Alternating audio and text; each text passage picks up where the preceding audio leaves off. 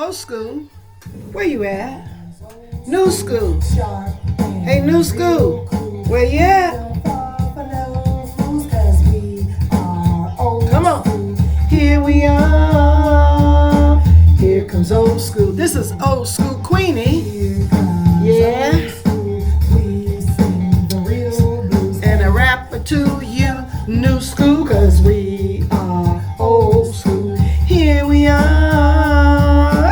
Here comes old school. Go. Go new school. This is for you. This is for you. This is my Topic Tuesday, and I'm calling my Topic Tuesday News for Poor People. Us poor people news. This is my poor people news that I'm sharing, that I captured from different places, all over different places, different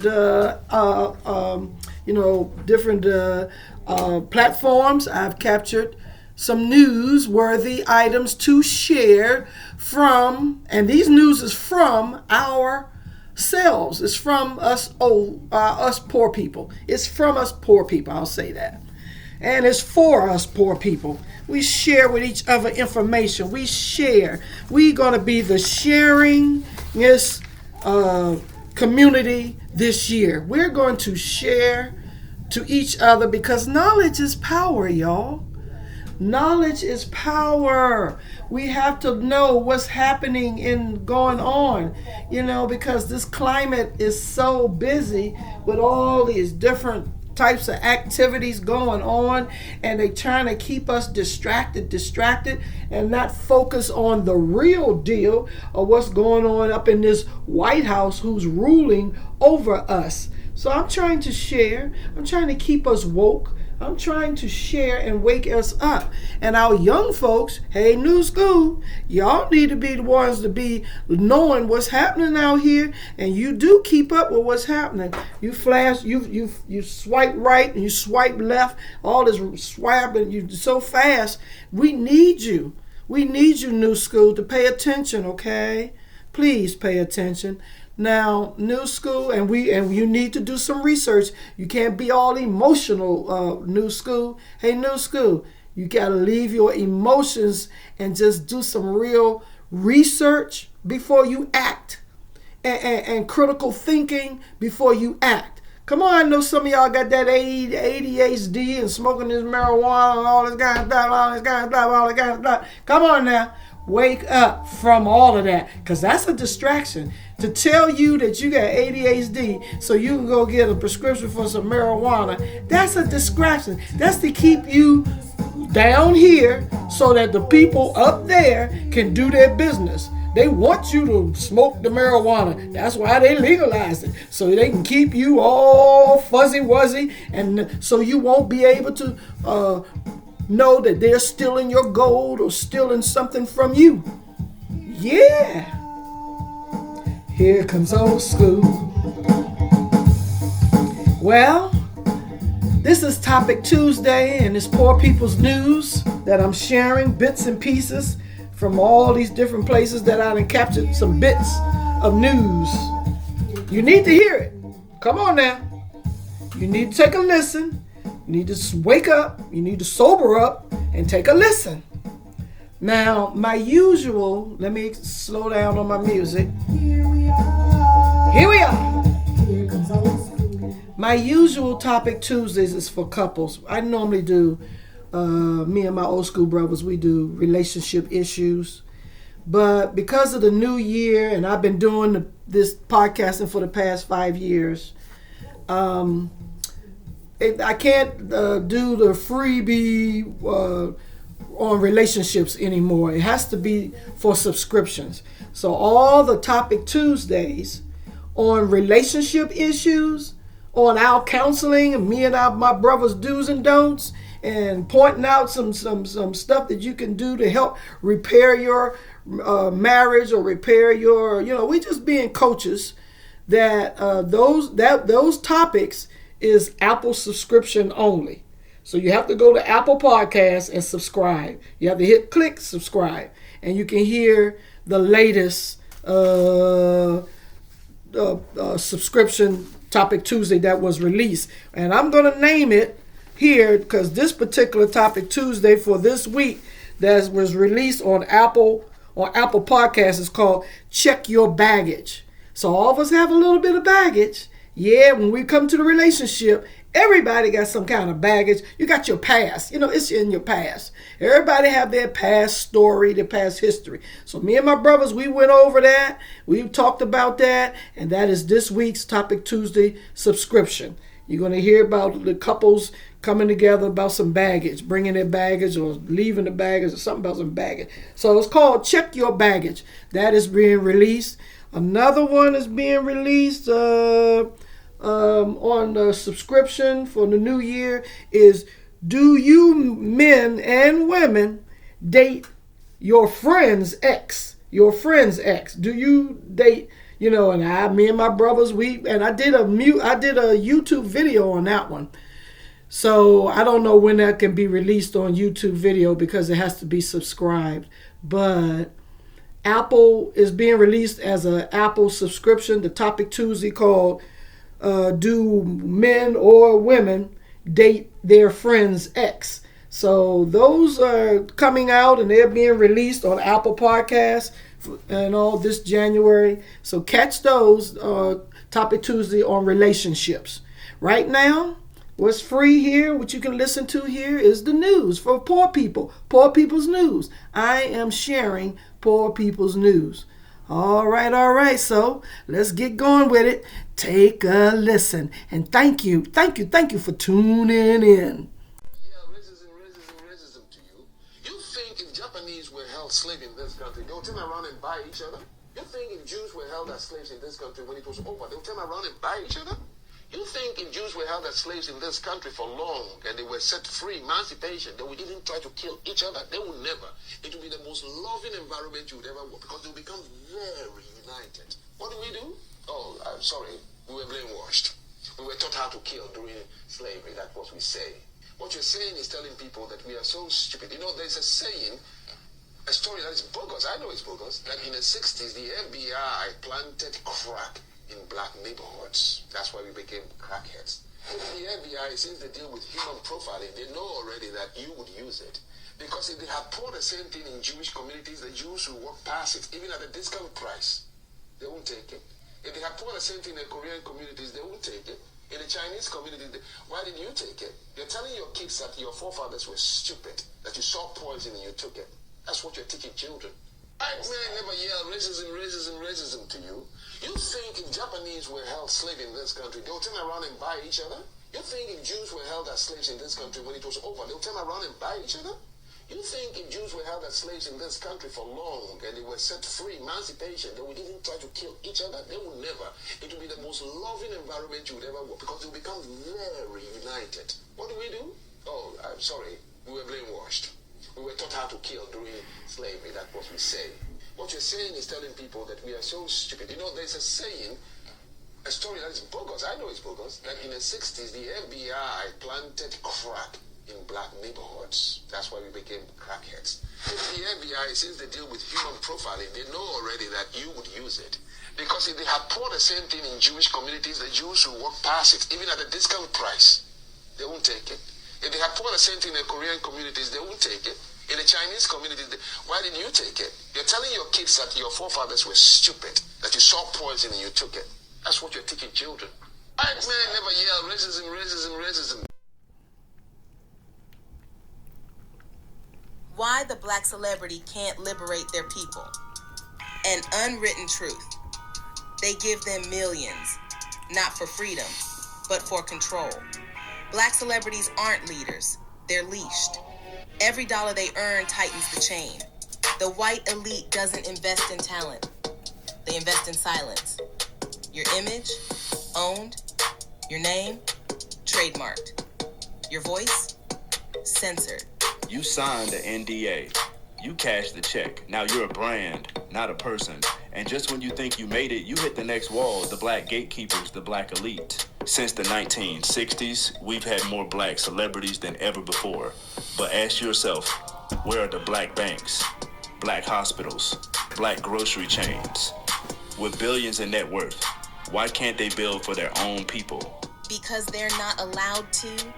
It breaks the code. Thou shalt not use our money to liberate your people. Endorsements, deals, foundations. They look like progress, but they're fences. You don't own the stadium. You don't own the mic. You don't own your freedom. You were never supposed to be free. You were supposed to be famous. The black celebrity is a tool of white supremacy. Packaged in Prada, they entertain the masses, while the masses remain enslaved. And that's the unwritten truth. Fame is not freedom. It's the prettiest cage ever built. You thought you escaped the system, but they never planned to let you go. They just put you on a different leash, one made of gold. The black elite were handpicked, trained not to liberate us, but to guard the gate that keeps us trapped. They dress it up in diamonds and call it success, but it's just a collar with shine. They'll send the jet, they'll pour the drinks, they'll keep you high. As long as you never lift your people up. Deals, endorsements, covers, control. Gold chains are just modern shackles, and interviews are rituals to keep you inside the script. You made it out the hood, cool, but look around. Who else got out with you? You're not free, you're just a new tool, used to keep truth out of reach. Say the wrong thing, you disappear, say the real thing. They replace you before you finish the sentence. You weren't chosen to lead us. You were chosen to keep us quiet. Because gatekeepers don't open doors, they guard them. And they've been watching you. We stay dropping these knowledge bombs. This is Unwritten Truths. Stay tuned. While we've been distracted by what's going on in Venezuela, Ibrahim Traoré of Burkina Faso was attacked last night. According to the media, they said that some of his soldiers were infiltrated, but the citizens of Burkina Faso found out about it and came to save his life. They're saying that the ex-president of Burkina Faso, the one that Ibrahim Traoré took power from, is behind the entire thing. And the citizens of this country think that the West have a lot to do with it. But because the citizens of Burkina Faso love this man so much, they stopped him from being kidnapped and unalived. They're saying that somehow the ex-president got soldiers into this man's military that were supposed to be protecting him. So maybe they paid them off or did something to make them flip. We need to be mindful about things like this, because while we were all distracted with what was going on in Venezuela, this was happening as well. And I don't find that to be coincidental. What about you? You think that killing me will stop this movement? You are wrong. I am just one man. I breathe like you. I bleed like you. I can die like any other human being. But what I represent is not my body. What I represent is an idea. And ideas do not die with bullets. For a long time, Africa was taught to believe that power lives in one man. Remove the man and everything collapses. That lie ends here. I did not wake up one day and decide to be different. I am standing here because millions of people before me suffered, resisted, and refused to bow down. If I fall, it will not be the end. It will be the beginning of something even bigger. You can plan an attack. You can fund betrayal. You can try to scare us. But you cannot erase what people have already understood. Once the mind is free, it cannot be locked again. Once a man knows his worth, he cannot be turned into a slave again. Do not think my death will bring silence. It will bring voices, louder voices, braver voices, voices that no longer ask for permission. If I am alive, I speak. If I am gone, the people will speak. Either way, the message remains the same. Burkina Faso is awake. Listen carefully to this, because this is not a threat. It is a reality. If Ibrahim Traoré is killed, Burkina Faso will not look for another savior. It will create millions of leaders. Every man who understands this struggle will carry it forward. You cannot arrest an entire population. You cannot assassinate an entire generation. You cannot silence a truth once it has reached the streets, the villages, and the hearts of the youth. Leadership is no longer sitting in one office. Leadership is walking barefoot on our soil. I did not invent resistance. I learned it from the people, from mothers who feed their children with empty hands, from soldiers who defend the land with old weapons but strong hearts, from youth who refuse to accept a future of dependency. If I am alive, I will continue to serve. If I am gone, others will rise, stronger, angrier, and more determined. That is not something you can control. That is not something you can negotiate. You may remove a face, you may remove a voice, but you cannot remove awareness. Burkina Faso has crossed that line, and once crossed, there is no return. This revolution is not written on paper. It is not announced in speeches. It lives in the daily choices of our people. When a farmer decides to believe in his land again, when a soldier refuses to betray his nation, when a young person chooses dignity over foreign approval, that is the revolution. Do not confuse this with politics. This is about identity. For too long we were told who we are, what we deserve, and how far we can go. Today we are answering that question ourselves. I am not asking people to worship me. I am asking them to wake up. I am not asking for loyalty to a man. I am asking for loyalty to the future of this land. That future does not depend on my survival. It depends on your courage. This movement cannot be stopped because it does not belong to me. It belongs to the people who decided they are no longer weak. And once a people realize their strength, no force on earth can put them back to sleep. An army can be defeated, but a mind that is awake cannot be controlled. Once a young man understands that his poverty is not destiny, he becomes dangerous to those who profit from it. Once a nation understands that its resources belong to its people, it becomes uncontrollable. They do not fear Burkina Faso because we are strong today. They fear what we will become tomorrow. A free people is the greatest threat to exploitation. And that is why they attack leaders. That is why they fund chaos. That is why they spread fear. But it is too late.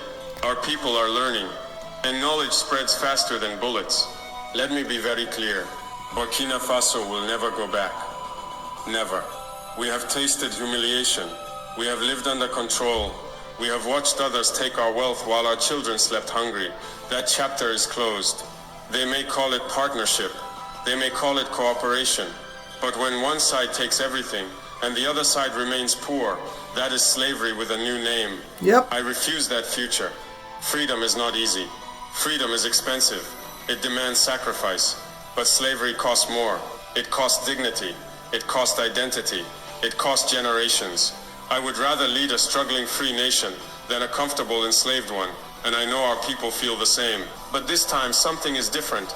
The people are watching. The people understand. You can kill leaders. You cannot kill truth. And Africa is learning that lesson fast. I want to speak directly to the youth, because everything we are doing today is for you. This struggle is not about my position or my name. It is about whether you will live with dignity or spend your life begging for opportunities that belong to you by birth. For too long, young Africans were told to leave their land to survive. You were told success only exists somewhere else.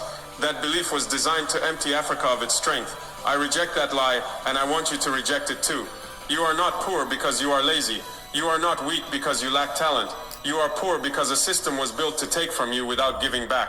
Once you understand that, you stop blaming yourself and start changing reality.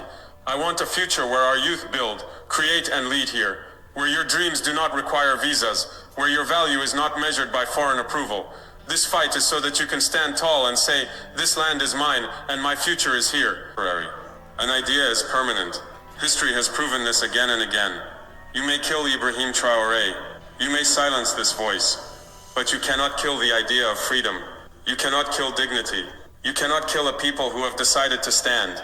Burkina Faso has already chosen its path, and no bullet can change that. It's clearly. Thank you. Without fear. Thank you. Since the U.S. media won't show this video, I'm going to show it. This is Venezuela, ladies and gentlemen.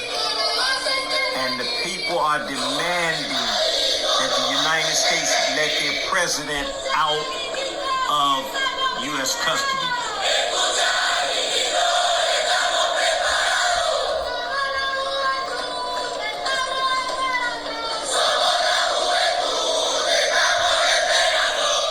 CNN, CBS, ABC, Fox News, none of them are going to show this, ladies and gentlemen. They're not going to show this.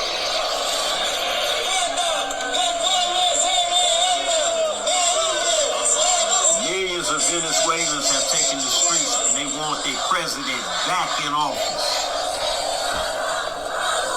Now, what What Trump got to say about this? Administrations.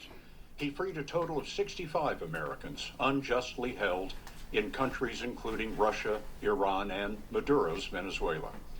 Yesterday, U.S. forces captured the Venezuelan dictator and his wife. Both are in jail in New York tonight, awaiting trial on drug trafficking charges. Over the years, Roger Carstens convinced Maduro to release 20 American hostages. And in that time, Carstens got to know the man who is at the center of U.S. foreign policy tonight. The administration would paint Maduro as a bloodthirsty drug dealer. Is that the man you knew? I don't think so. And yet, let me answer that by this way. On one way, I could say I'm not naive to the crimes that were committed by the regime writ large.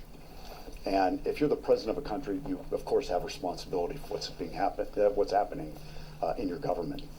On the flip side, I would say that being the person in the room with President Maduro, my job was to get Americans back, and that's best done by building a very human relationship.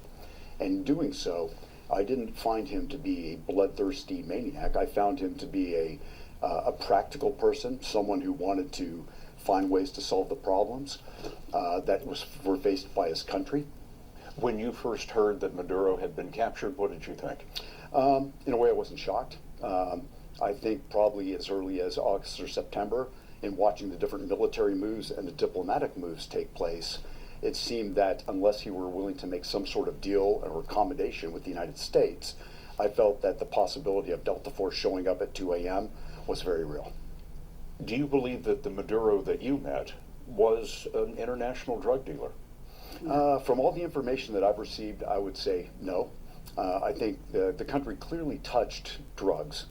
And there's information. I always have to be very clear that I might see certain amounts of information, and there's always a treasure trove of information that I've never seen or never will see due to classification or compartmentalization. But what I witnessed was not someone who's necessarily hardcore in the drug business, and I'll be interested to see in how the prosecution goes about proving their case. 63-year-old Nicolas Maduro was in power 12 years. In 2024, he lost his re-election bid, but remained in power and forced the winner into exile. Maduro ruled Venezuela's 28 million people as an autocrat, imprisoning his opposition and leaving the economy of an oil-rich nation in shambles. Yesterday, the U.S. Department of Justice revealed an indictment of Maduro, accusing him in a so-called narco-terrorism conspiracy. These investigations aren't easy. They can be stressful, and they can take up a lot of time. This one, 10 plus years. And you have One of the investigators at the center of the case was Sandy Gonzalez. He served 25 years in the Drug Enforcement Administration, part of that in Venezuela and investigating Maduro. Close to 20 years ago, DEA, the Special Operations Division, started looking at high-level drug trafficking in Venezuela. And it eventually led to high-ranking military, police officials in Venezuela, and ultimately government officials. And Maduro was among them. Yes.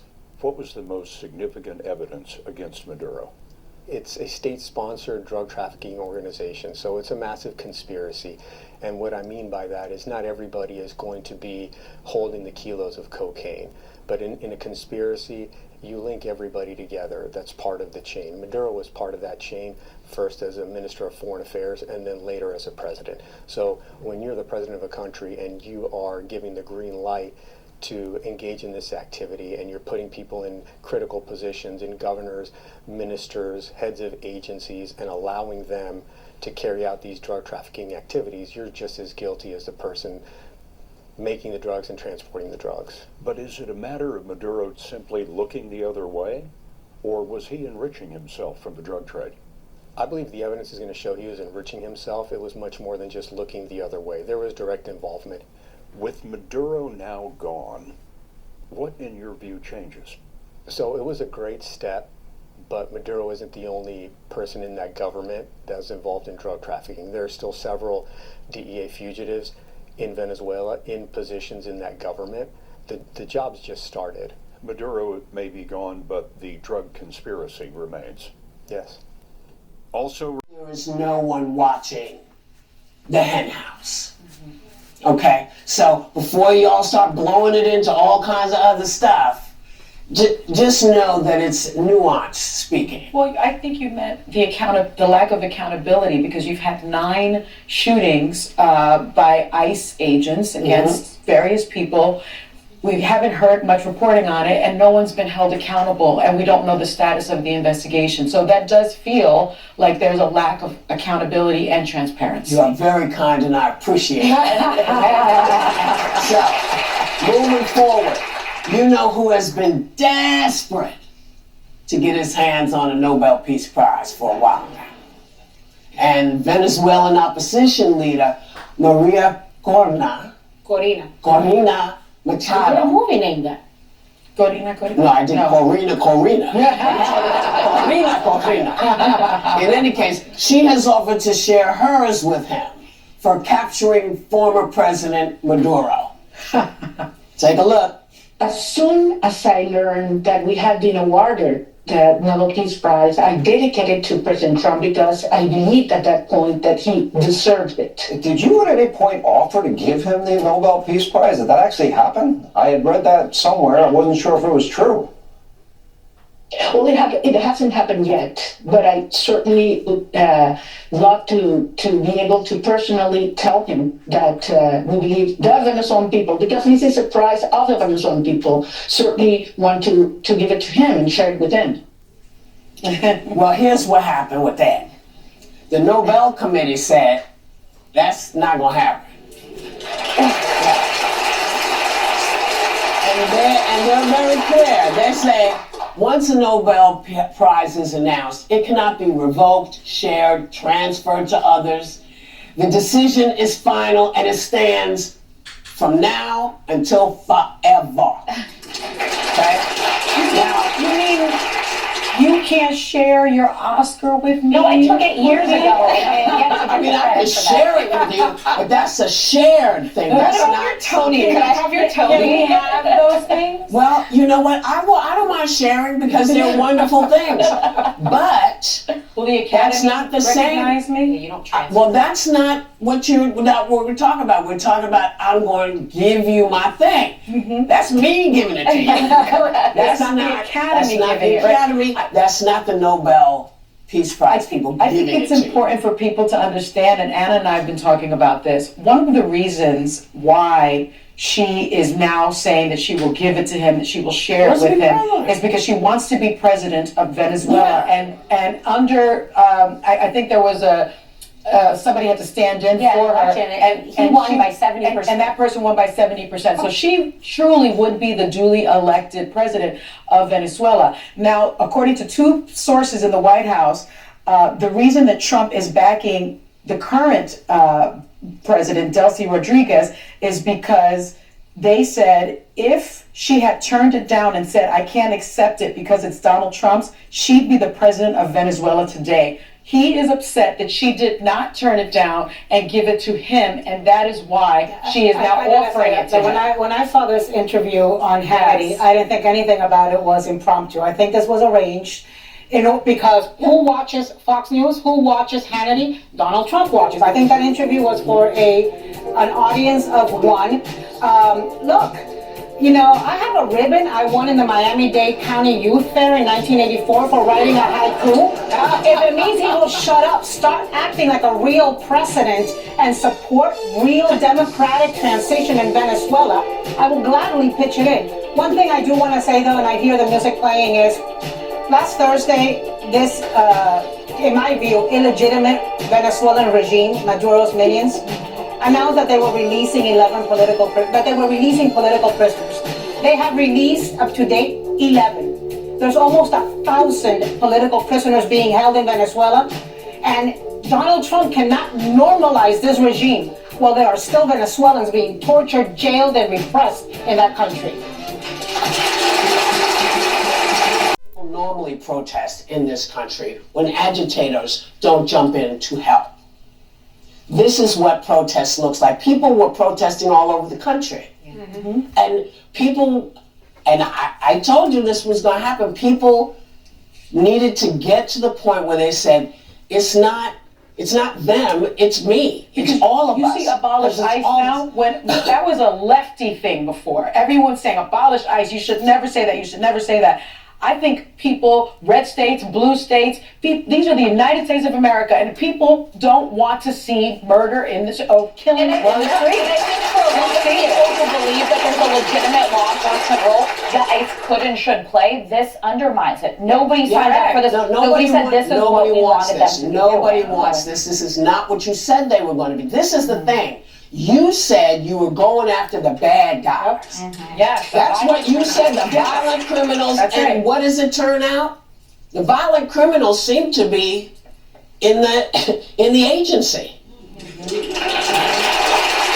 right back. Focus on distractions or we can keep it moving.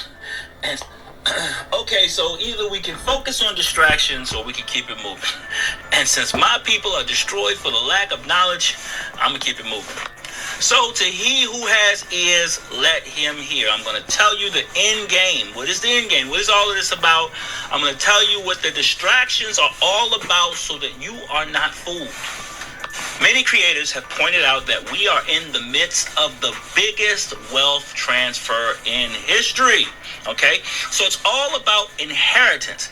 And when you're closing the old books and you're opening the new books, what the challenge is to retain as much of the wealth as possible and to have the people who had the poverty as an inheritance in the old book also have a poverty as an inheritance in the new book.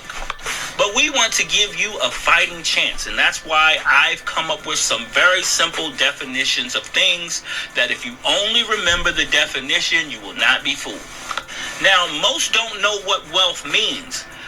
Wealth, according to the book Behold a Pale Horse by William Cooper, the late great William Cooper, it is defined as resources and social energy. I think that's a pretty good definition. So wealth is not money, wealth is not riches. These things are wonderful, but they are not wealth. Now, money is the primary trick that the truly wealthy, the elites, use to keep the poor poor. They are having you chase a medium of exchange. It's like thinking you have women because you have access to their DMs. You like, dog, I'm talking to 100 girls right now. But that's poverty because the person in those DMs does not have real women. That DM is not a woman, AI is not a woman, and money is not wealth. So let me give you a definition of wealth I want you to remember. I think it's going to be really helpful. Wealth is anything that has value when money no longer has any value. So if the dollar were to collapse tomorrow, no, today, what would still have value? That's wealth. So if you have a garden and you're growing apples, then the man at the gas station will say, hey, I can give you some gas for those apples. You have wealth. So if you want to get a pen and a paper, I've listed the 10 things that constitute real wealth. And I'm going to tell you why this is important after I list these 10 things. Number 1, family. Number 2, legacy. Number 3, safety and security. Number 4, information and know-how. Number 5, resources. Number 6, land. Number 7, property. Number 8, ability to manufacture. Number 9, talent. Number 10, reputation. Now, the dollar is bolstered on the full faith and confidence of the United States of America. But the rest of the world is getting tired of that. So the BRICS nations are saying, we don't want to play that game anymore. We want something that constitutes real wealth. Now, of course, this game began in 1933 when America moved away from the gold standard and decided that they were going to use fiat currency. But of course, this creates these bubbles, and bubbles eventually collapse. So if and when this bubble collapses and the global marketplace doesn't care about your money, What do you have that constitutes real wealth? Now, people who don't have anything will continue to act poorly, and poverty of mind eventually creates poverty of spirit. So it doesn't matter how much money a person has. If a person has poverty of mind and a lack of wealth consciousness, I just listed what real wealth is, then that person is going to act poorly. Now, of course, we have a lot of bread and circus in America that is designed to distract us and to have us looking at something and thinking it's wealth. But if you look at the average rapper doesn't really have family that they take care of. They don't have a legacy that they're leaving. They don't have any safety or security. People are always gunning for them. They don't have any real information or know-how. So aside of those raps, they can't really tell people anything that's valuable. They don't have any real access to resources. The house that they built is on land that's owned by the government. They might have a little bit of property, yes. Some of them don't have the ability to manufacture. Stuff that they manufacture is manufactured in other countries. They may have a little bit of talent, and they may have a decent reputation until their reputation is destroyed by the people who own them. So if you're wondering why the hood remains the hood and the ghetto remains the ghetto, and why poverty is the inheritance of each and every generation, it is because we don't understand what wealth is. Now, countries that have moved to a communal wealth standard, those are some of the best places in the world to live right now. And places where black and brown people have historically lived, we have been tricked into accepting some kind of debt instrument as wealth, and they take the real wealth, which is the resources, which is the land, which is the people resources, and they use the real wealth. So we gotta wake the hell up. But part of waking up is to stop worshiping the image of anybody else.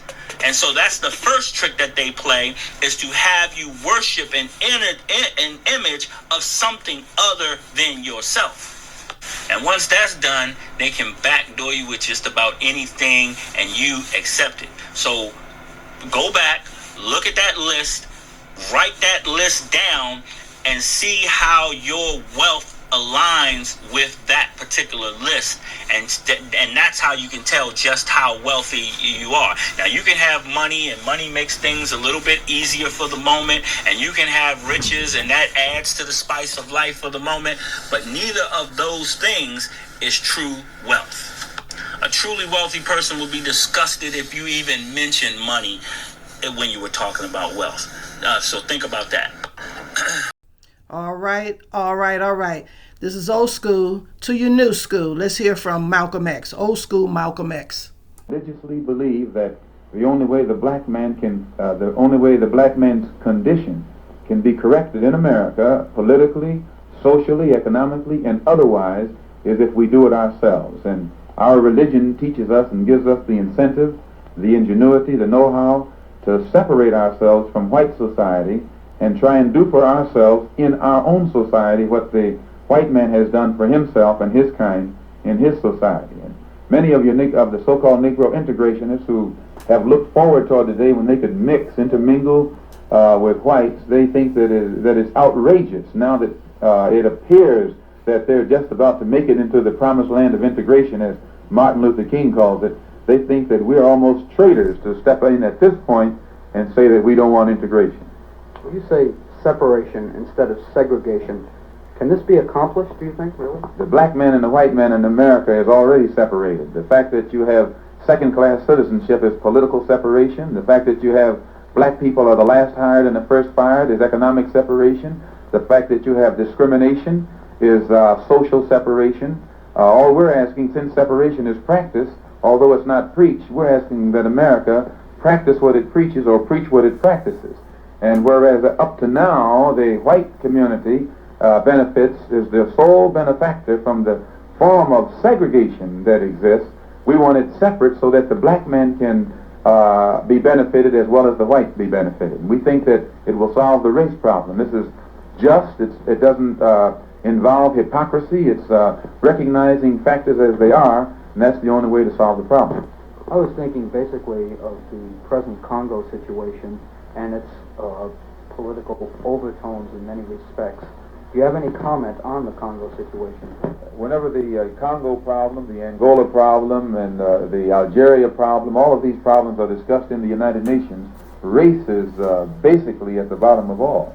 And it's a problem that you can't ignore here in America, and that we as Muslims can't ignore here in America, because as these dark countries in Africa gain their independence and they emerge and they rise, it's causing a fall of the European nations. As they become stronger economically, the European nations become weaker economically. It has necessitated their creating this common market in Europe. The common market, or the need for a common market by Europeans, was created by the freedom or the independence of the African nations and the Asian nations. So although Islam is our religion and we're religiously motivated, we can never lose sight of the fact that race is playing, not only here in America, but also on a worldwide basis, on an international basis.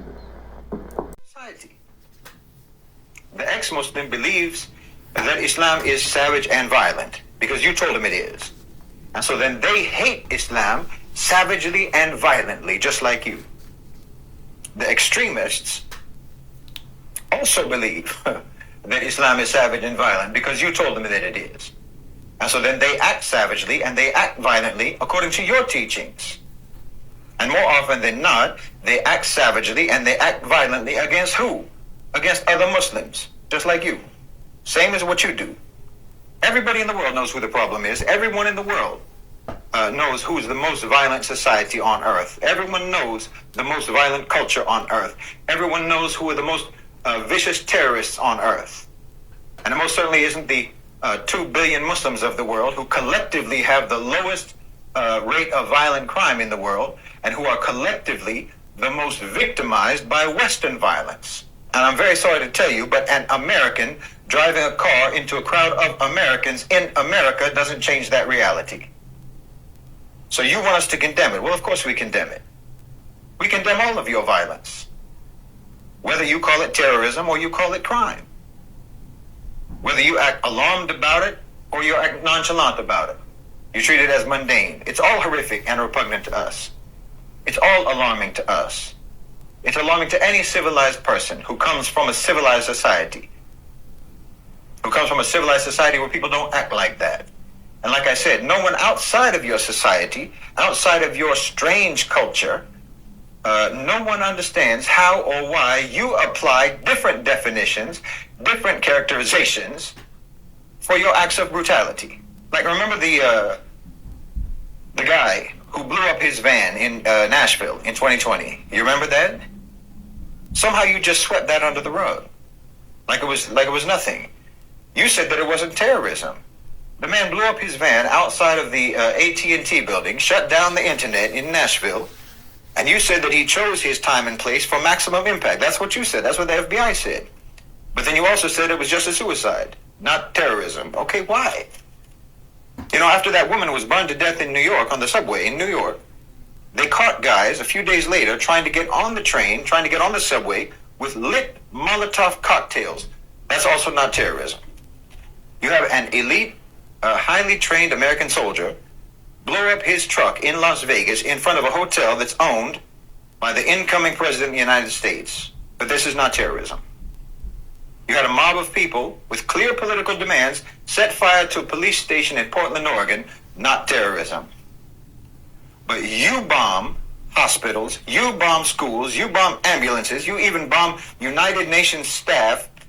And not only is that not terrorism, but in fact, you say that the victims of your bombs are terrorists. See, this kind of nonsensical, cynical approach to violence is absolutely sadistic to the cognition of your own people. I mean, to people outside of your society, it's just blatant lack of seriousness about violence. In other words, to everyone outside the West, we all understand that you never mean it. You never mean it at all when you pretend to be horrified or you pretend to be outraged by violence, no matter who commits it. You don't care. I don't think that you cared about any victim of violence in 2024 in your country, except for that United Healthcare CEO. That's maybe the only homicide victim that you actually cared about. But you don't care about the victims in New Orleans, just like you don't care about the victims in Chicago. You don't care about the victims in New York. You don't care about the victims in Ohio or Mississippi or Gaza. Your music is violent. Your movies are violent. Your TV shows are violent. Your games are violent. Your children's stories are violent. And your policies are violent, and your society is violent, and you don't take any of that seriously. Well, that means that you live in a society, you live in a culture that does not value life, that doesn't value your life. And you have authorities, and you have officials, leaders, and politicians, and so forth. You have a government that does not care about you at all. They don't care about your life. They don't care about your life any more than they care about the people overseas who they bomb and kill every day. Your life is only valuable to them, or rather your death is only valuable to them as a vehicle for justifying repression on the pretext of security or some other political agenda. So, for instance, 500 mass shootings in 2024, rampant violent crime, people being burned alive on the subway, none of that, according to your government, constitutes a threat to your safety. None of that extreme violence is alarming in any way. None of it needs any sort of a response. But the attacks in New Orleans, because allegedly there was an ISIS flag connected to it, that somehow is incredibly dangerous. I mean, aren't you tired? Aren't you tired of living in a society that holds you in such contempt? Look, they don't just insult your intelligence, they literally don't value your life. Your government, your elites have turned your society into a death cult, and they're cannibalizing you. Even your children aren't safe. There's no one more dangerous than these people. No one poses a greater threat to you and to everyone else than those people, than your elites, your authorities, your officials, your politicians. They'll tell you that the Muslims are the danger. Muslims are the danger. When Muslims have a fraction of your society's level of violence in our societies. Right? It looks to me like they really think that what's dangerous is actually peace itself. It looks like the thing that they fear the most is real security, real stability, real harmony, real safety. The kind of security and stability and harmony and safety that we have in the Muslim world. Or anyway, the safety that we have in the Muslim world until you invade, until you come over and you attack and you occupy our countries. We're perfectly fine and safe until you show up. Maybe that's what you mean, actually, by spreading your values, spreading your way of life. What you actually mean is to turn our countries into the dystopian war zones that your society is. And maybe that's what you mean also about Muslim immigration potentially endangering your culture, endangering your way of life, because it might actually civilize your society at some point. Maybe you're afraid that if you get enough Muslims in your country, then your homicide rate might actually drop to a fraction of what it is now. And who knows? If people in America, if people in the West were actually secure in their lives, and they didn't have to worry about getting shot or set on fire every time they walk out the house, or they send their kids to school, if they were actually safe and secure, well, maybe they'd be able to start concentrating on educating themselves about the world and about policy. And maybe they'd start trying to hold their politicians and their oligarchs accountable. And maybe they would actually try to build a society, and they'd have the time and the safety and the security to build a society on justice and economic fairness. You know, come to think of it, I can actually see exactly why Muslims are so scary to your power structure. When you ask me about like the attack, thank you, in the U.S. over the holidays. Thank you for this word.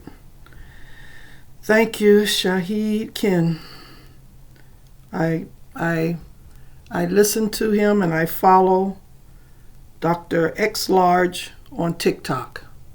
He's a Muslim and he's a very peaceful Muslim. He has great wisdom, great common sense, and he's a truth teller that I like, and that's why I'm sharing it on my podcast for my topic Tuesday.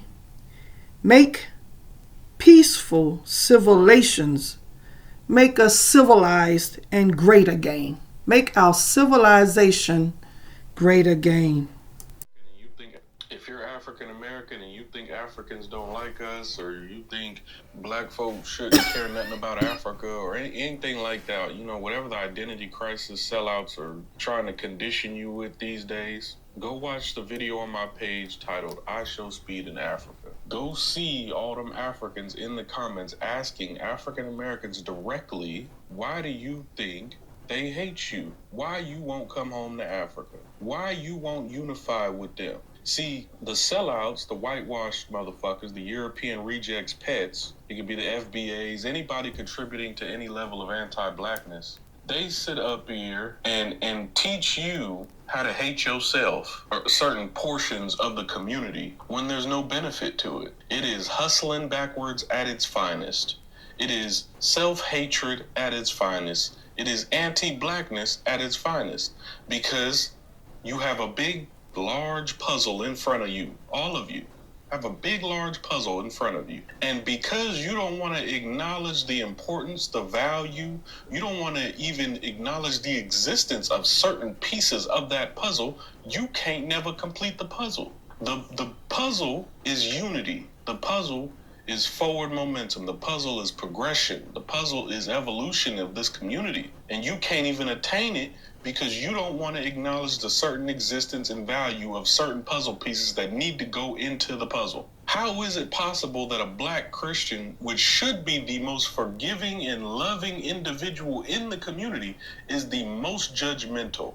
The first person to condemn you to hell is a black Christian, claiming that they know God from a book that was written by a white man, claiming that you know Jesus from a book that was written by a white man, won't even acknowledge any truth in the fact that there was information removed and added in those books. The truth of the matter is, a lot of you African Americans, whether you black Christian or black Muslim or whatever other religion or whatever other group you put yourself in to isolate yourself from your larger community, a lot of you are compromised and have the same ideology as a damn Ku Klux Klan member. All your habits are the same in this community as a Ku Klux Klan member. You do all the same anti-black shit. You do all of the separation tactics, all of the division tactics. You do nothing to put forth effort into unity, but you'll turn on a camera and say, come on, y'all, we need to do better. Why ain't you doing better? How about in 2026, we normalize not listening to motherfuckers that's anti-black in any shape, form, or fashion? I don't care if it's your fucking grandma. I don't care if it's your mama. I don't care if it's your daddy. If it's your aggressive ass, intimidating ass cousin. I don't care who it is. Why don't we normalize standing up for this community and the right things that need to happen and stop taking orders for motherfuckers that identify more as Klan members than anything else? Right now, we ain't doing nothing but disappointing ancestors, turning over in their grave 3,000 times over all the work they done did to get us here, and we sit up here trying to divide ourselves from certain groups in the community just because we don't like them, just because some made-up division. It's all made up. Africans ain't got no problem with you. They keep asking me all the goddamn time, why don't y'all come to Africa? Why won't y'all come home? Why y'all still live in America? Damn African Americans sitting up here talking about some damn, oh, well, you know, they don't like us.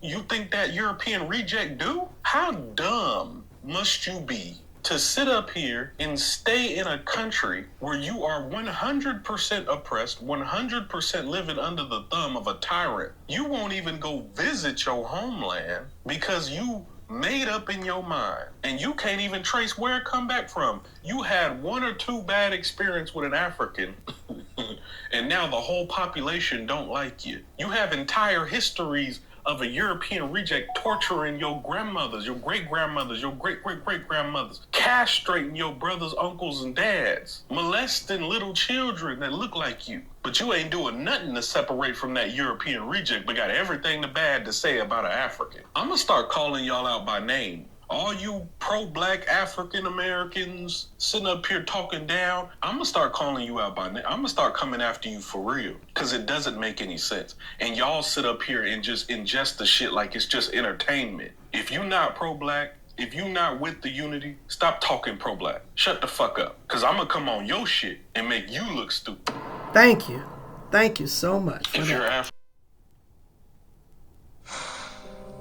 Listen, guys, there is a lot of agenda flying around this morning. Nicki Minaj is getting dragged. The timeline is streaming how Trump is invading Nigeria for the mineral resources and invading AES. I've seen all this. But I need to clear up something, or at least speak my mind as a Nigerian living in Nigeria, because the gaslighting is too much. I don't see this energy when Christians are being slaughtered and killed on daily basis in this country. First off, can you guys stop the car? You keep shouting that they are coming for our oil. Are you even looking at the map?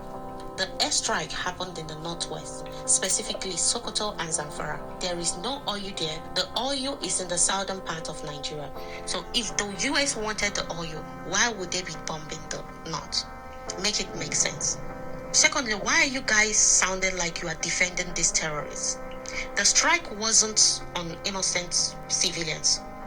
It was on the Islamic terrorists, the bandits, and the ISIS.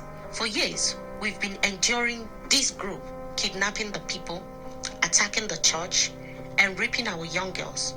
This isn't about resources, it's about safety. And for the woke crowd out there screaming about casualties, I have not seen any report of innocent civilians being attacked. I see reports of Lakuara and ISWAP camps being taken out. Even the Nigerian government admitted the sign-off on this. So trying to save the face of the people who terrorize you just because you want to push that America and Trump is bad narrative. And let me tell you, if you don't live here, if you are not one of the victims or related to these people, then your opinion doesn't really matter right now. I see a lot of people are confused of how ISIS is actually in Nigeria. So let me explain it to you. When the officials said ISIS in Nigeria, they are not talking about foreigners invading us. They are talking about ISWAP, which is the Islamic State of West African Province, and a dangerous new group in the northwest called Lakurawa. These guys are not just bandits. They are a franchise. They broke away from Boko Haram to join a global network. And guess what? They just don't kill people. They govern. They seize territories. They impose their own laws. Christian villages and clergy specifically. This is an organized province of global caliphate. And for 20 years, we've been lying to ourselves that we can solve this with a conversation. Here is the problem. We think every issue can be solved by a roundtable discussion, but the US have learned the lesson on 9/11 that Nigeria is just learning now. You cannot negotiate with someone who wants you dead. Imagine you are back in secondary school. There is a bully who steals your lunch money every day. If you say, please, let us be friends, does he stop? Fuck no. He laughs at you, he steals your lunch money, he steals your transportation money because he sees you as a weak person. But the day you wait for him at the gate and punch him in the nose, you don't say a word, you just fight back. That is demonstration. The next time he sees you, he won't see a victim. He will see a consequence. Al-Qaeda and ISIS don't want a meeting. They want a caliphate. You cannot talk a bully out of being a bully. You have to stop them. And people are asking, why Sokoto, why Borno? This is the critical part. You need to understand the history of Nigeria. Borno State is just a battlefield. Sokoto is the seat of the caliphate. Historically, Sokoto represents the center of Islamic rule in West Africa. The terrorists are not fighting for the land. They are fighting to restore a religious empire. If you cut out the branches, which is Borno State, they grow back. But the US understand that if you want to kill a tree, you have to strike the root, the ideology center, which happens to be Sokoto State. They are using the ungoverned spaces in Sokoto and the Niger border to smuggle weapons. When Trump ordered those strikes, he wasn't attacking the north. He was attacking the bunkers where they hide. So where does this lead us? We are a country of two complete different ideologies, forcing ourselves to share a room. The fundamentalists in the north have demonstrated that they want a Sharia state, which is why they are killing the Christians. The south wants a secular republic and democracy. We have been fighting this incompatibility for over 25 years. Israel and Palestine are fighting for it. Sudan broke up because of this. Seeing how people who don't give a fuck about the lives of Christians getting killed and the ongoing ethnic cleansing happening almost every day. The solution is not more bombs. Maybe the solution is one thing we are all afraid of saying: divide or regionalism. Let me make this clear. If the North wants a caliphate, let them have it. If the South wants a republic, let us have it in ours. Because right now, we are not a country. We are a crime scene. It is either we destroy these terrorists completely, or we let Nigeria divide to save lives. Various stages. The level of brainwash it comes in various stages. When you see an abused person beginning to protect the people that abused him, then you must know that the condition is deeper. The man that rapes your child, then you're the one tomorrow morning who is standing to defend him and protect him. In fact, you're not scared to leave your children with him. The question is, what do you think goes on through the minds of your child? What goes on through the mind of your child when you actually force that same person to be the one who goes and changes them diapers? The trauma is but when the system begins to protect the perpetrators of injustice in the glove of religion, you are making the rapists look after some of us who have been traumatized by the same colonial system, whether it is academic or religious or diet or cultural or militant-wise, if some of us went through the war. So that I'm a victim. And many people say, Mapunga, I always complain. I'm not complaining. Part of healing is me openly saying, speaking, relating my story. This is what happened to me. Whether you believe in it or not, that's your story. This is one of the deepest truths Mapunga ever dropped, and it cuts into the very psychology of colonized faith. When a victim begins to defend his abuser, the chains have moved from his wrists to his mind. That's the final stage of brainwash, when oppression becomes affection. Africa and black people across the world has reached that point. The colonizer no longer needs to whip us. We police ourselves. We now pray in the names they gave us, defend the institutions that enslaved us, and raise our children under the doctrines that destroyed us. What Mapunga is saying here isn't about a single event, it's about psychological incest between victim and violator. We keep sending our children to the same system that raped our ancestors, expecting different results. And when the few who were molested by this system speak, we call them bitter or lost souls. But that's not bitterness, that's detox. Healing begins when truth is spoken aloud, even if it sounds like blasphemy. Because if the rapist still decides what law runs the church, writes the syllabus, controls the economy, and owns the language, then Africa and black people anywhere in the world is not free. We've just learned to smile in chains.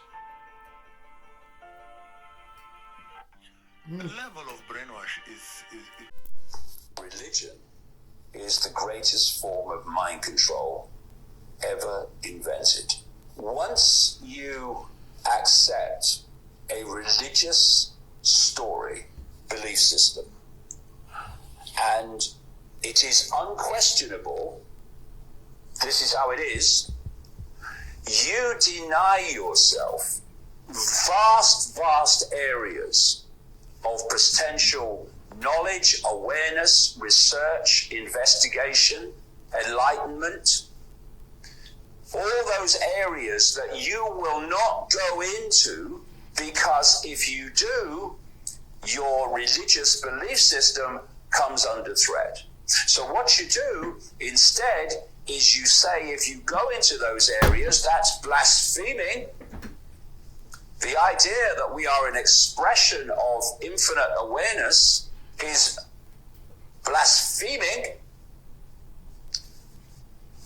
because they don't want you going into those areas. They want you in a belief system corral, which they circle the wagons around and tell you that's all you need to know. And if you've got questions and they can't be answered, without going into these other areas, then it's because God doesn't want you to know the answers. Christians, if your pastors were completely honest with you about how church works, you'd probably walk away. And that's exactly why they're not telling you the full truth. Pastors are trained not just in theology, but also in how to sell their church. It's a business. And that's not even the worst part. It's a system designed to keep people in line, keep the money flowing in, and to keep you from questioning too much. And I know this because I used to be one of them. I stood on the platform week over week believing that I was doing the work of God. But looking back, I realized how much I kept hidden, sometimes because I was trained to, and sometimes because I didn't even recognize the problems myself. Now here's the irony. When I was ordained, I actually believed that we were about to fix the world, like we were Batman swooping in to save Gotham. But in reality, it turns out we were more like the Kardashians, busy brand building, thriving on drama, and selling illusions for ratings. Christians, if your pastors were completely honest with you about how church works, you'd probably walk away. And that's exactly why they're not telling you the full truth. Pastors are trained not just in theology, but also in how to sell their church. It's a business. And that's not even the worst part. It's a system designed to keep people in line, keep the money flowing in, and to keep you from questioning too much. And I know this because I used to be one of them. I stood on the platform week over week believing that I was doing the work of God. But looking back, I realized how much I kept hidden, sometimes because I was trained to, and sometimes because I didn't even recognize the problems myself. Now here's the irony. When I was ordained, I actually believed that we were about to fix the world, like we were Batman swooping in to save Gotham. But in reality, it turns out we were more like the Kardashians, busy brand building, thriving on drama, and selling illusions for ratings. Christians, if your pastors were completely honest with you about how church works, you'd probably walk away. And that's exactly why they're not. Number 8, Christians, if your pastors were completely honest with you about how it goes towards salaries. If you're still getting feel like free. If you're still getting, why does one? I dare. Amen. This is what Trump. I mean, who started this? What effeminate man brought together to try to bring out. All of us have been brought together to try to bring out some of the aspects. So if I may, I have prepared an overview statement based on my work these many past weeks. And I want to just say that as a parent and as a patriot, I'm absolutely outraged by what we're allowing to happen to our children. Humanity is judged on how you treat the weakest member of the society. Let me say that although pedophilia, which says child love, has nothing to do with the abuse of children, these children are not just kidnapped and in some cases bred by families as a cash crop. We have people in the United States of America that breed children in order to sell them. And when they are sold, they come without birth certificates, which means it's easier to kill them and have no one ask where they are. We're also importing children by the plane load. Again, children who have no documentation. It's not just child slavery or child sex abuse. It's also child torture, because you have adrenalized blood. You have the whole blood drinking ceremony of the satanic world. It's also the use of children for harvesting body organs. We'll have the Falun Gong testimony tomorrow. One of the reasons that the Falun Gong are so popular is because they're so healthy, so that you can harvest their body organs and get the very best. And then you have ritual ceremonies and ritual murder, as well as incidental murder. But I know the system. I've been a spy all over the world. I have created the Marine Corps Intelligence Command. I have trained intelligence and law enforcement representatives, over 8,000 of them from across 66 countries. They are all, without exception, good people trapped in a bad system. And one of the most wonderful things that this court could achieve, now that we've had Pizzagate, for example, which opened people's mind, is we could achieve an opening of the public mind and an absolute imperative from the public to governments, including the U.S. government, which I think is the center of gravity in so many ways. I have found in my research in preparation for this court and all of the work that will follow that most organizations that end up being used to prey on children, Oxfam is a recent example, all of the United Nations organizations, the Boy Scouts of America, all of the child services agencies across the United States of America, they did not start out as organizations to prey on children, but they attract pedophiles. And ultimately, pedophiles end up rising in the ranks and controlling those organizations, so that an organization that initially started out in the service of children becomes an organization that is in fact hunting children. And one of our distinguished commissioners has written an absolutely wonderful book called Child Hunters, which I recommend to all of you.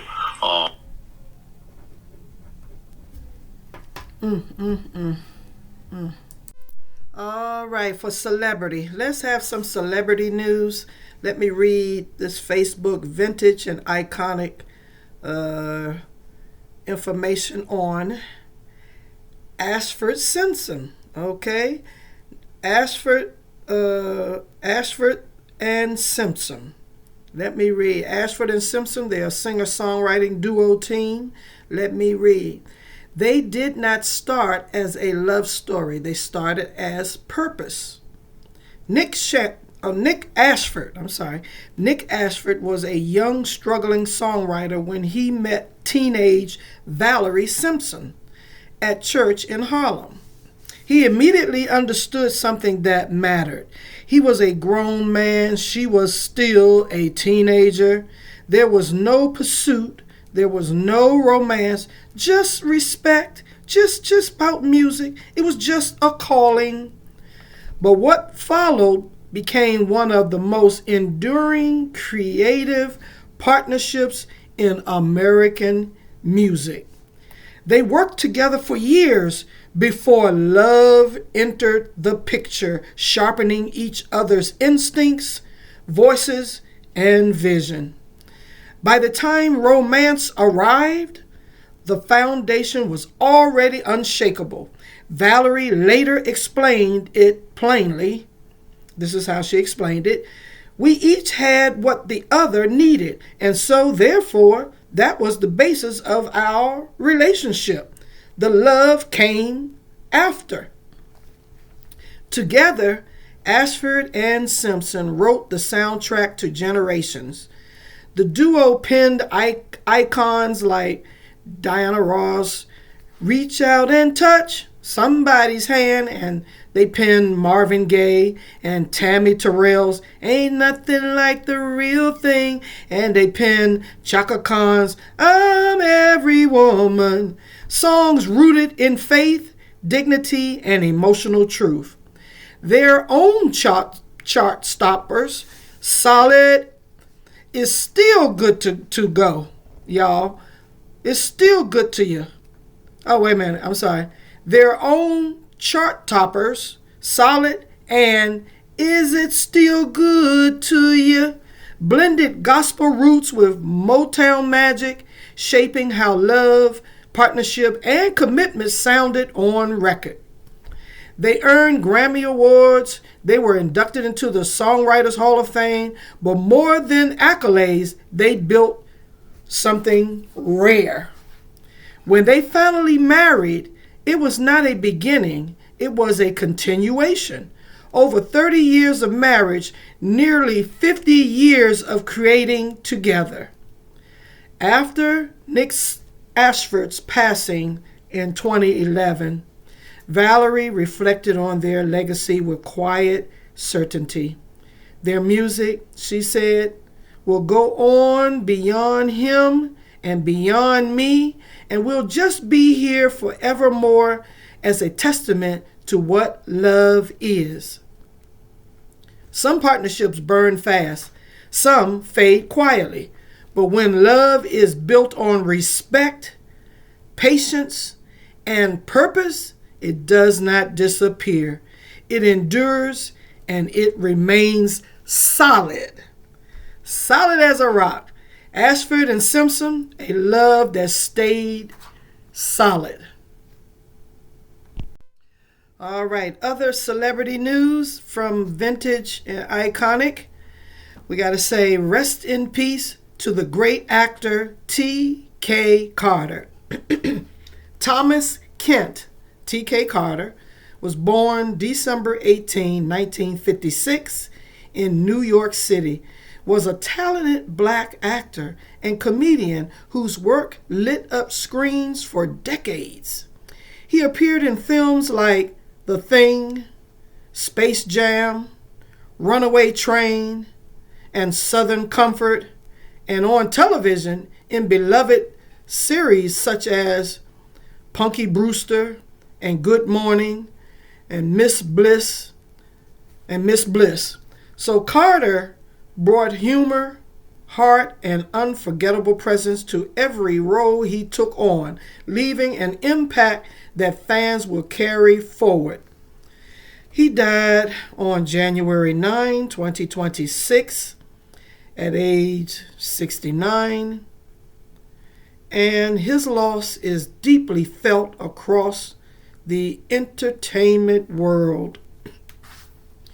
Today, we remember not just the roles he played, but the joy he brought to audiences and the strides he made as a black performer in film and TV.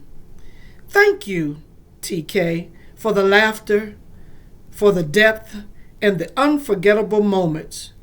You will be missed. T.K. Carter, may you rest in peace, and thank you for all your work. Your work was well done. Well done. All right. So now for celebrity news, more celebrity news.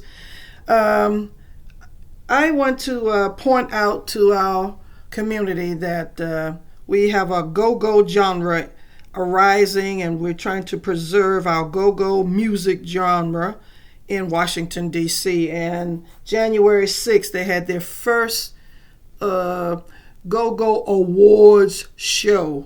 Go-Go's Awards show. And I did the red carpet. I was there live. I was on the red carpet, but I didn't have a ticket. And then some nice person out of nowhere gave me a ticket to go in. And so I want to share some of the snippets from the show, from the Music Awards. Our first Go-Go Music Awards show, January 6th. I want to share some snippets here. DC and Maryland.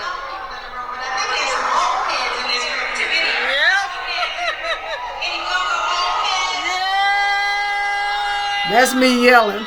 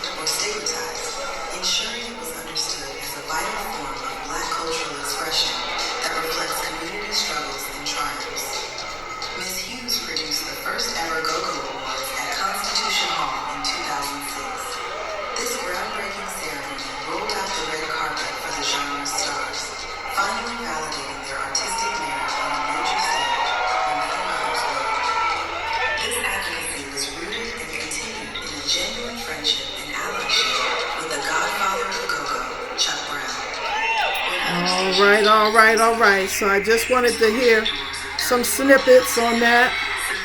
want you to hear some snippets.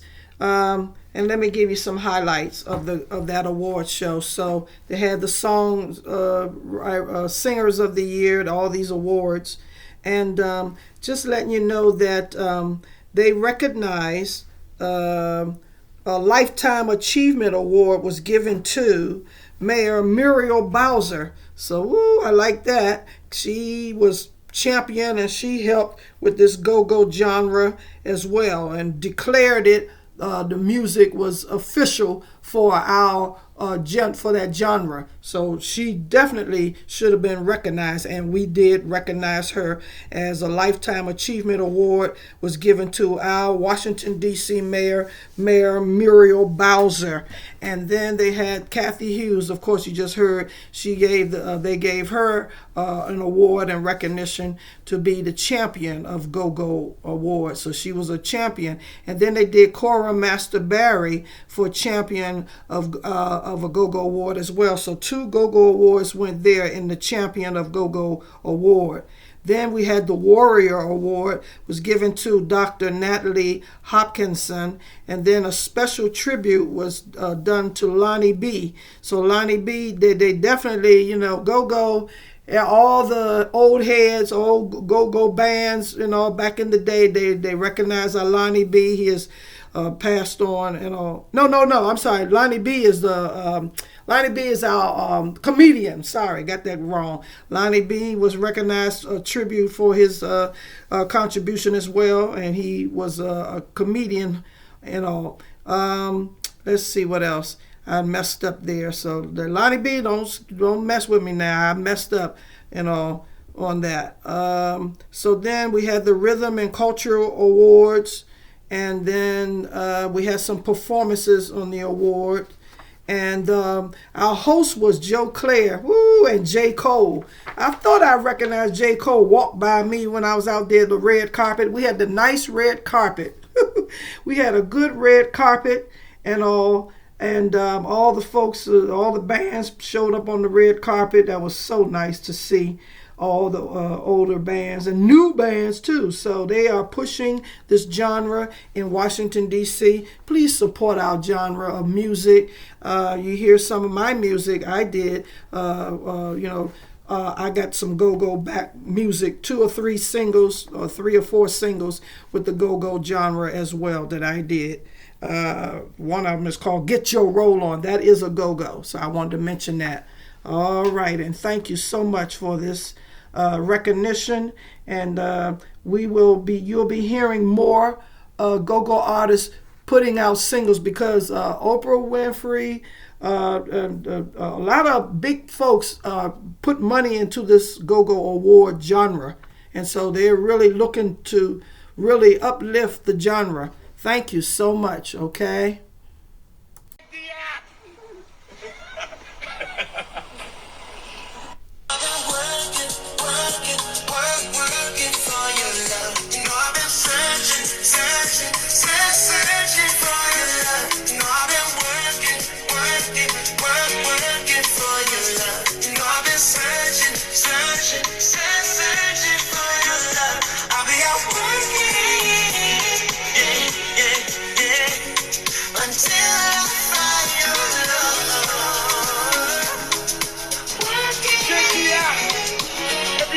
Check the app. Anybody check the app. R&B tour.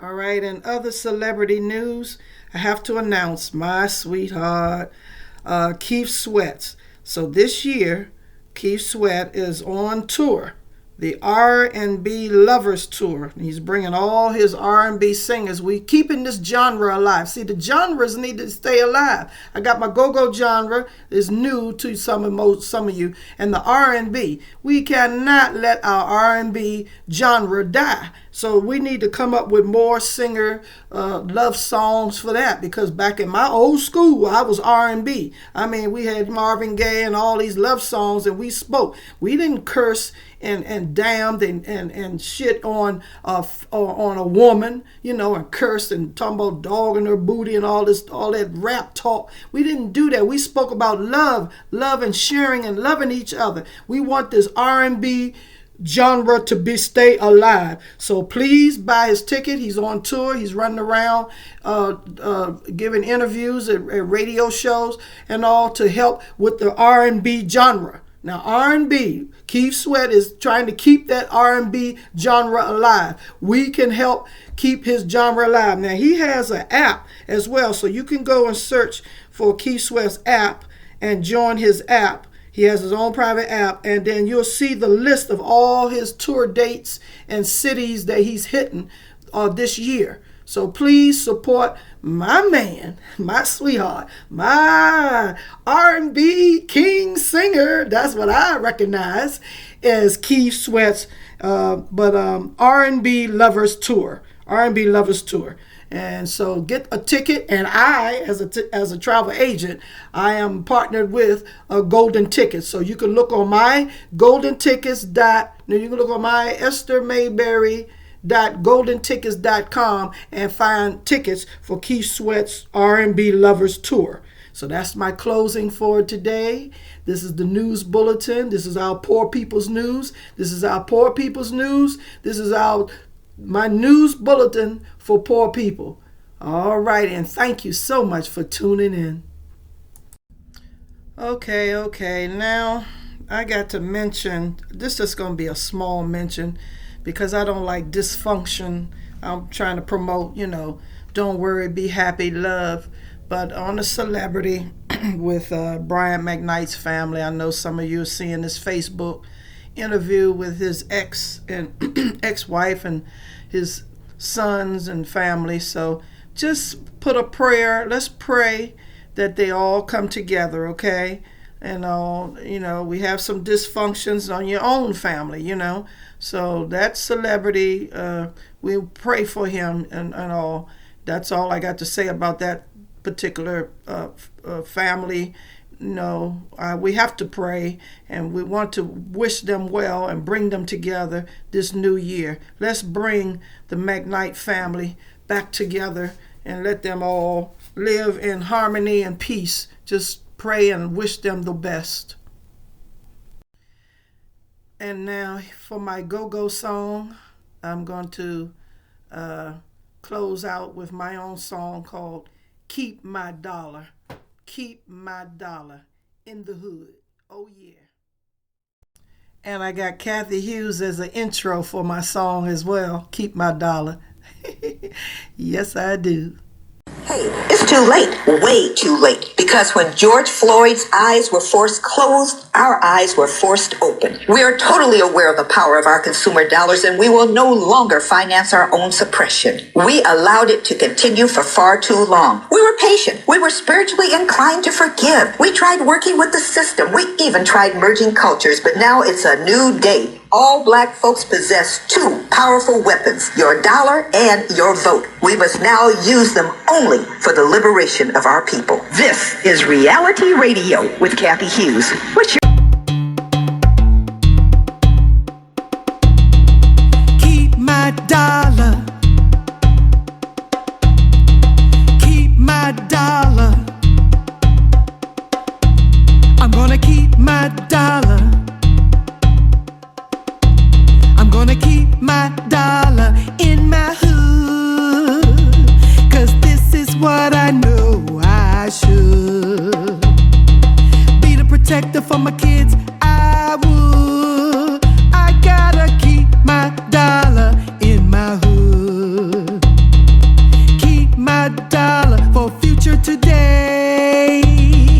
Share with my people and buy what they say. 'Cause if I'm going to grow to unite this way, I gotta join my people to increase our way.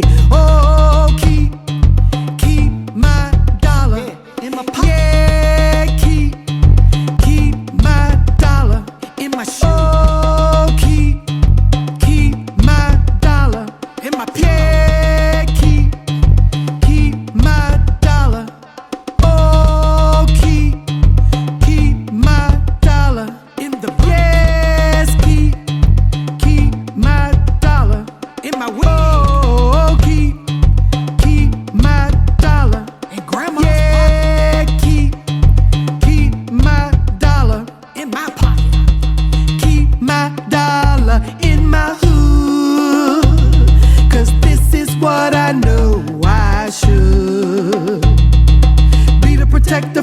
kids, I would.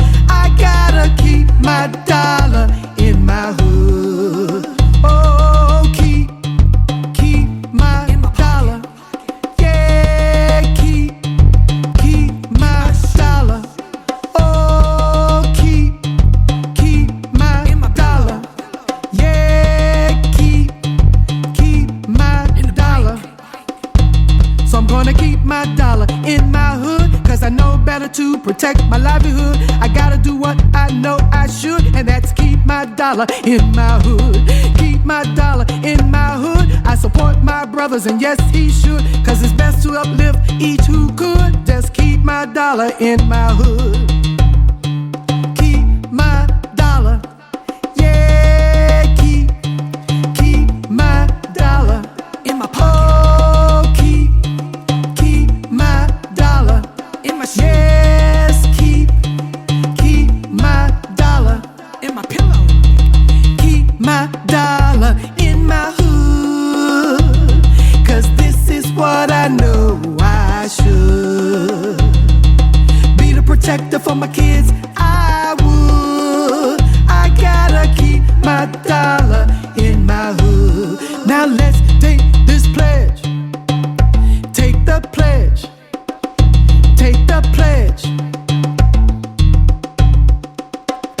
Take the pledge of allegiance to our hood. I will be all I can be to honor, love, and respect my people in the hood and support their livelihood as part of our family goods, that I shall love, honor, and protect my brotherhood, and carry myself with respect to our sisterhood. For they are our mothers that need us to be smart, not like a dumb and blind statistic chart, but a creative, independent thinker with a cart of corns to feed the homeless hungry that are a part of us who too wants and needs to make a new start. For we all are in this together, no matter not whether, but forever. I should take this pledge to make a wedge of community and join to follow and support with dignity. Our hood to make it last forever in peace and harmony. This is my allegiance to my hood. This is my allegiance to my hood. This is my allegiance to my hood. Repeat. Now let's take this pledge of allegiance to our hood.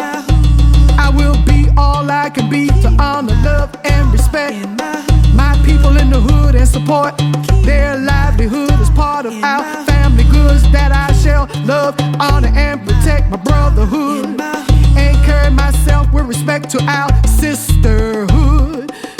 For they are our mothers that needs us to be smart, not like a dumb and blind statistic chart, but a creative, independent thinker with a cart of corns to feed the homeless hungry that are a part of us who too wants and needs to make a new start. For we all in this together, no matter and not whether, but forever. I should take this pledge to make a wedge of community and join to follow and support with dignity our hood to make it last forever in peace and harmony. This is my allegiance to my hood. Oh, keep my dollar in my hood. Thank you for tuning in to my Topic Tuesdays. And make sure you get your subscription from Apple Podcast subscription to hear my Topic Tuesday on couples relationships. Thank you again.